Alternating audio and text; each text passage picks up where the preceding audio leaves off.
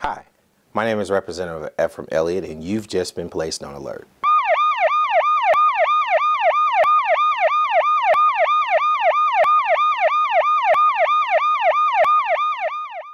Welcome to the Elliott Alert. I have today my guest, Ms. Brenet Smith, who's the Community Connector for the Tri-County Rural Health Network. Good morning, Brenet. How are you? Good morning. How are you? I'm doing well. Great. Can you tell me what the Tri-County Rural Health Network is?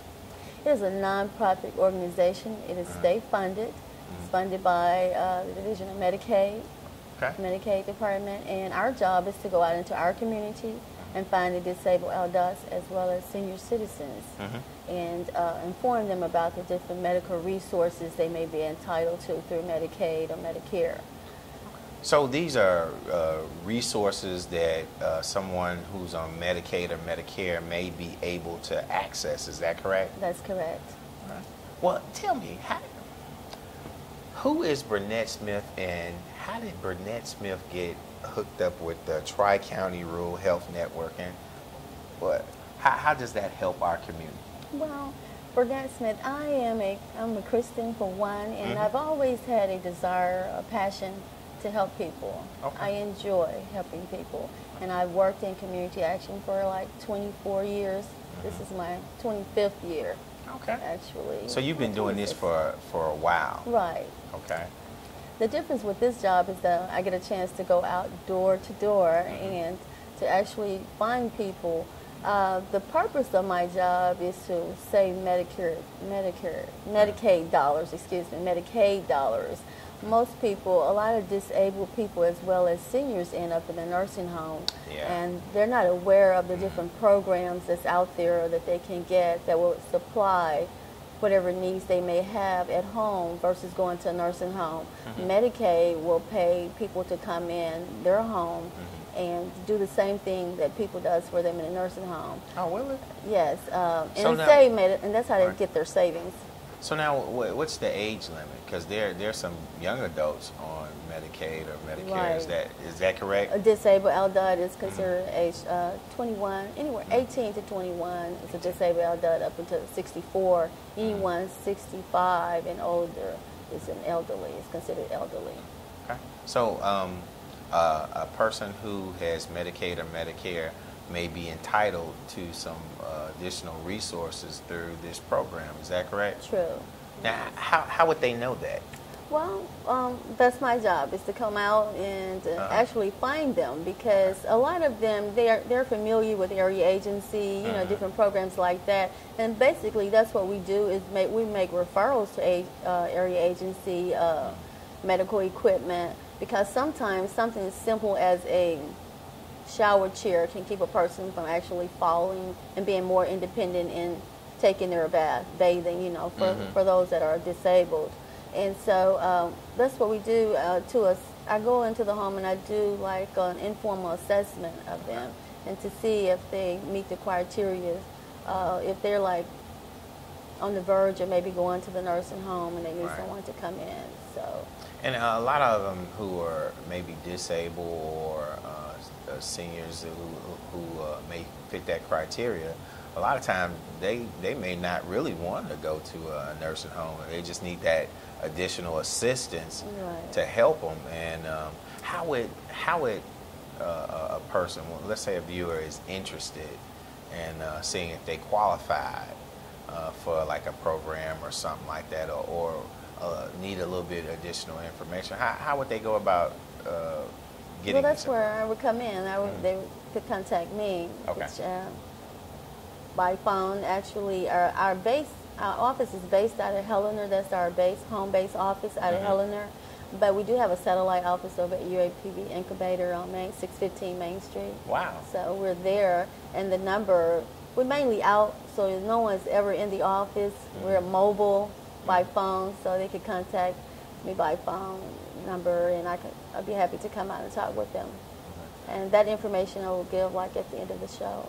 Well, now, how does this actually benefit the community? Well, in the community in general is to know that their seniors or their disabled adults are more safer you know, and knowing that they have the resources that they need in order to be safe in their home.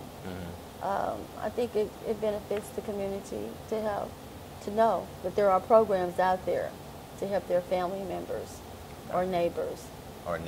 So if a neighbor sees this and they may know that another neighbor could possibly qualify, they can give you a call, or they can give the office a call or somebody. So that now, when you say qualifications, are there a listings of qualifications that somebody can go into the internet and look to see if they qualify for it? Or would they just have to get in contact with a rep such as yourself, or to have them to basically give them the criteria? They would have to, normally if a person is eligible to receive the different assistance that's available to them, they would automatically know, because they're sick, they're at the point where they need someone to come in and care for them. You know, there are a lot of elderly people don't like to acknowledge that I'm getting to the point where I really need someone to come in and help me with my basic grooming, my, you know, just shampooing my hair, because so many people, arthritis, are suffering with arthritis, joint problems, and they don't want to give up. They don't want to give up, and a lot of them end up going to the nursing home because they fall. Right. Or, you know, just trying to do the general things they're used to doing every day, taking a bath, and some of them even stop bathing because they don't want to hurt themselves. So that's why the community actually is very important for us to check in on our elderly, or if we know of disabled people in our community, to go and check in on those people, because a lot of them have so much pride. They don't want to ask for help. They don't want to ask for help. But at the same time, by them not asking for help could really cause serious problems, injuries, or in some cases death, you know, depending on how hard the fall is. And so it's like people like that and our neighbors, it's important to be neighborly, to check in on those people, because they will not ask for help. Our brother's keeper. That's right, because they will not ask for help. Elderly people will not ask for help, and then you have so many young adults, disabled adults, that will not ask for help because they feel like nobody's going to help them anyway. And so, but the people, caring people that really care about their sisters and their brothers, their neighbors. And I know we're getting away from that, but then again, that's why our program is important too. Because I ran into a lady a couple of weeks ago. She was so busy taking care of her husband, who was disabled, and she wasn't considering herself. She was disabled too. But she didn't feel like her disability was as worse as her husband. But at the same time, she could hardly walk through her home or to the stop sign, you know, half a block. I'm glad you said that. I'm going to have to take a break, but when we come back, we'll talk a little bit more about the program and how everything's going.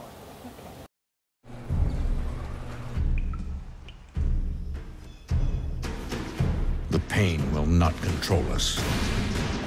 It will never break us, define us, or keep us still. Because arthritis can't beat us if we beat it first. In the fight against arthritis, you need a weapon. What's yours?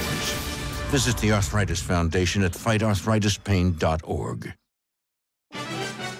Now, some action from the courts. Billie Jean King renewing her rivalry with arthritis. First set, furious volley, and right to the net for a winner. Beautiful forehand there. Arthritis, stunned. And here, match point. Billie Jean with the ace, taking it in straight sets. Afterwards, a jubilant Billie Jean King. Tennis is a weapon for me with arthritis. There's nothing like it for me to hit a ball, run to the ball, anytime, any court. I'm ready. Let's go. What's your weapon against arthritis? Find out at fightarthritispain.org. Welcome back to the Elliott Alert. Again, my guest today is Miss Brenet Smith with the Tri-County Rural Health Network. And Ms. Smith, you were just talking about how crucial it was for our community to be our neighbor's keeper, because a lot of people within the program, be it youth or adults, who could utilize your services, some of them choose not to because in reference of being proud or not really wanting or not knowing that the help is available. True. And now, from you're a community connector. Mm-hmm. Now, Yes. explain what community connector is. A community connector in my situation would be to go out into the community. We serve citizens in Jefferson County, which this program is in 15 counties. It's a Okay. total of 15 counties that we serve. I serve the Jefferson County on the north side of Jefferson County. Okay, And so there's some people who do the west side and east. And, Yes. Okay. There are 2 other connectors in the community of Jefferson County. And of course, like I stated earlier, there are a total of 15 counties that we serve. Jefferson County is the largest county that we serve that's in Tri-County. That's a part of Tri-County. And Tri-County inherited Jefferson County back in December 2009, to be exact. Did the program start here in Jefferson County 2009, or when did it actually get to Jefferson County? The program started in 2010 in Jefferson County. That's when they hired their first connectors in 2010. Okay, but the program was actually 7 years old. It originated out of Lee County, Phillip County, and Monroe County. Those were the 3 programs through 3 counties. Three counties that it originated from. So, and from that, by being such a successful program in that area, they wanted to move it. They included other counties. That's where Jefferson County came in, as well as the other 11 counties that was added to the program. And so, but Jefferson being the largest, so we have like 3. And the other counties are like 1 connector per county. And those counties are really, we're divided up in regions. Okay. Region A, B, and C. Jefferson is a part of C, the C region. And the counties are like Arkansas County, Lee, Phillip, Monroe, Woodruff, Creighton, Cross, Mississippi, St. Francis, Ashley, Chico, Deshay, Drew, and Lincoln. Is this a listing of the counties in the different regions? Yes, it is. Okay. Can we get a shot?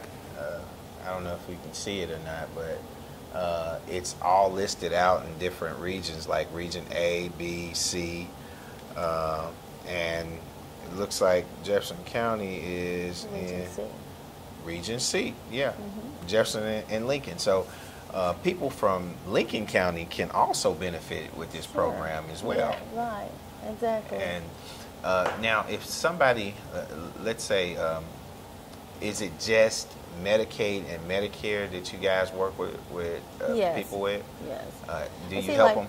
With Medicare now, Medicare is not really saving the state dollars, but with the Medicare, most elderly seniors that are drawing Social Security benefits, and they're using Medicare Part B premium. Okay. A lot of those are having to pay for that, but there is a program through Medicaid that will pay their premium for them So if they're eligible. It is an income guideline. So it's now I'm familiar with it, but I kind of want to break it down so people will understand it, because before I got a little familiar with it, I didn't understand it. So is there a Medicare or Medicaid A or B, and can you, if how would a person know if they're on A, or how would a person know if they're on B, and could you service either or? Yes, just only B. The Medicare card that they receive is like a little red, white, and blue card that they get, like an insurance card. It is an insurance card. And A and B will be written on the front of their card. Okay. Premium A is for hospitalization, and B is for doctor visits. Okay. So if the person ever gets hospitalized, they can use the Medicare A, or Medicaid A, to pay that bill, but the B is only for what? B is for is for the doctor visits. Okay, for the doctor visits. A is for hospital, and that's Medicare with Medicare. Okay, so with the Medicare. Medicare. And you guys can help with that premium? With the premium, if they're eligible or according to their income. There's an income guideline for that, as always, you know, with government funds. Exactly, there's always a. So how would that person, how would you figure out what that person's income base is? Well, with the Medicare savings application, there's an income guideline right on the front of the application. What I do, I would just assist them in filling it out. I'll show them the application, and they will know whether or not their income fall within that category. And if it is, then if they need help, my assistance in filling the application out for them or dropping it off for them, and that's what I do. Okay, and that's exactly, so you're not only there to help them to retain resources as well as much as you can, you also help with filling that application out to see if they qualify. Right. Okay. Well, so it's like a one-stop shop. Exactly, right. We try to be. Right. Because a lot of times people kind of get intimidated by paperwork. Really, they do. You know, especially our seniors. Our seniors, they may say, okay, you know, I don't know how to do this, or necessarily they may not want to do it. True. So, but that's alleviated because you'll actually come in and you'll work with them from step A to step B to filling that out. And really, with the Medicare savings, they love to hear the fact that they can save money. So Right. everybody wants to save some money, so they enjoy that part. And a lot of them I have them to say to me, well, I never qualify for anything, so I probably like that. But there's no cause for trying. No, it's not. There's no cause. You never know until you try. Okay. And then if they try and they're successful, then they're saving some money. Exactly. Exactly. Okay. Well, then the other program with the Medicare, with Medicaid, you know, the savings of Medicaid, okay, that program actually pays for someone to come into the home and help the disabled adult or the elderly person that has gotten early stages of dementia, Alzheimer's disease. They will pay for someone, a caregiver.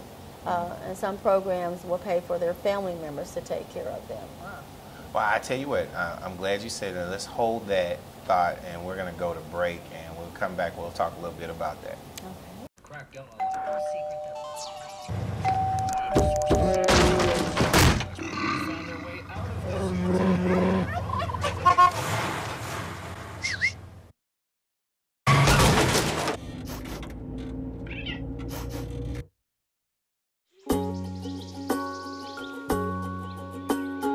Getting closer to nature can get you closer to your family.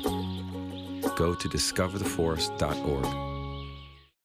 My parents say I have to be home right after work. That's so gay.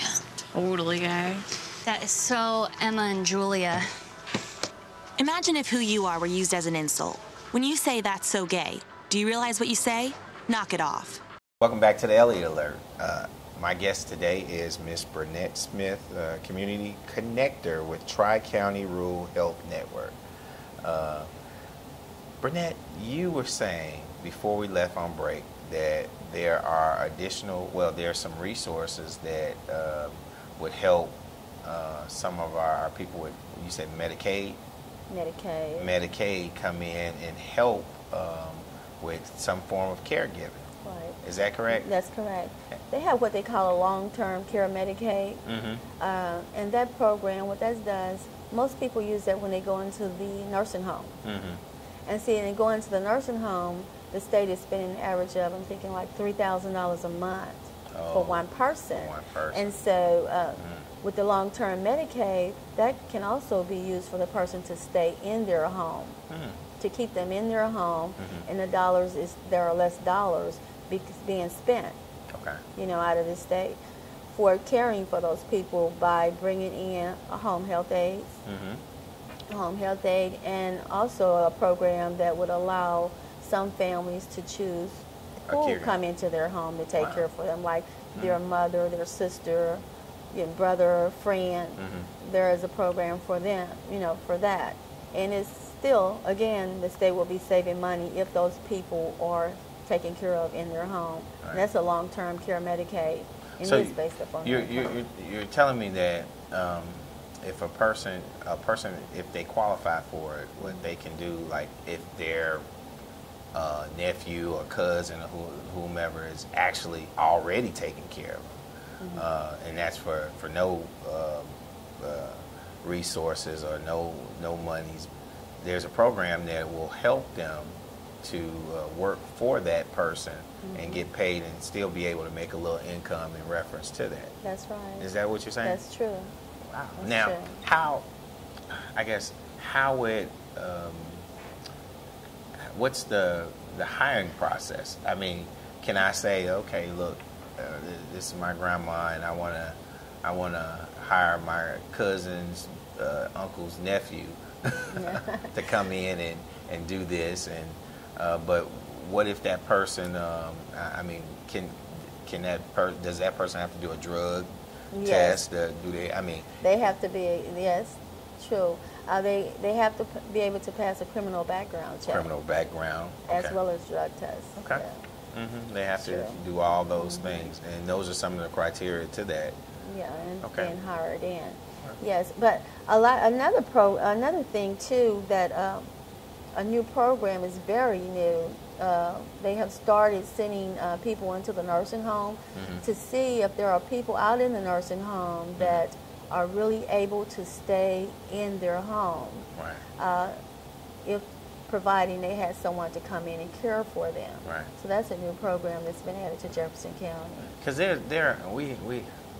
there's a lot of money being spent on a nursing home, and there's some people who, some folks would much rather stay at their own home and have somebody to come in and work with them and help them, which would make them feel a little bit more safer and give them a little bit more independence. Right. And this program that you're talking about actually tries to work towards that and save the state money. Exactly.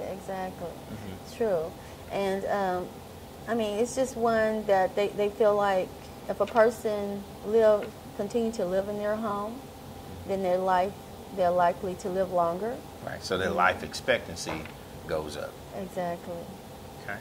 Now, exactly when you were talking about this program, somebody coming in, is it 24-hour, 7 days a week care, or is it for 3 days and maybe 2 days they have to go to the nursing home? I mean, how does this work? It depends on the services. It depends on their condition. You know, okay. How much care do they really need? You know, are they needing round-the-clock services? You know, and if so, then there are who determines that? Would it be a doctor? A doctor, a nurse. Okay. First, the nurse will go in. Actually, a nurse, a registered nurse will come in and do the assessment, and the person's doctor will have to sign off on whatever management plan that the nurse had set up for them once she has come in and did her evaluation. So there's a 3-step process. First, you got to figure out if you're approved. Right. Okay. Then once you get approved, then you have to go to your doctor and say, I may need. Now, you don't have to go to the doctor. Okay. The registered nurse, the person that comes, the nurse will come in and do the interview and talk with the client, the citizen. Okay. Will come in and talk with the citizen to see if that citizen asks certain questions. There's a questionnaire that she would ask to determine whether or not and how much services she's needing, that individual is needing. Okay. So after the nurse does that, then does the doctor? It goes to the doctor. She would send her request to the doctor, and she will wait for the doctor to sign off on it. Okay. And then how soon can they then start looking for someone to employ to help? Well, at that time, once the nurse has come in, she will actually take that information at that time. If this person whoever this person is wanting to come in and take care of them, she will have that information already recorded in her records that the citizen is interested in having their family member, which that is a program that would be an independent choice program. It's an independent choice. It's a different form of Medicaid, but it's still at the same time it's part of the long-term Medicaid, or if a person is already on Medicaid that covers personal care. Well, let me ask you this then. does the person that they hire that comes in, do they have to be certified in CPR or know how to cook or know how to clean know how to make a good bed? I mean, yes, they would definitely need to know how to do those things, but they don't have to be. They're not necessarily certified, especially if you're using a family member. Okay. You know, someone to care for your family. But if you're using the other program, like what we call Elder's Choice, the Elder's Choice program, then that program is usually through other resources like area agency, long-term programs, other health aid programs. Jefferson County, I think the health department has a program too that sends nurse aides out into the home, okay. CNAs. Certified nurses aid. Now, for more information, how would people get in contact with you to get access to this information? Well, they could contact me by phone because I am mobile pretty much, and that number is 870-643-8085. Okay. Just leave a message if I'm not available. Just leave a message. Is there a website that they can go to? Well, not a web. No, we don't have a website. Okay. Just yet. But just give you a call on that number, and you'll return the phone call and set up their system. Exactly. Okay. Well, I want to thank you for coming on to the Elliott Alert and educating us on this great program. And I just want to let you know you've just been placed on alert. Thank you.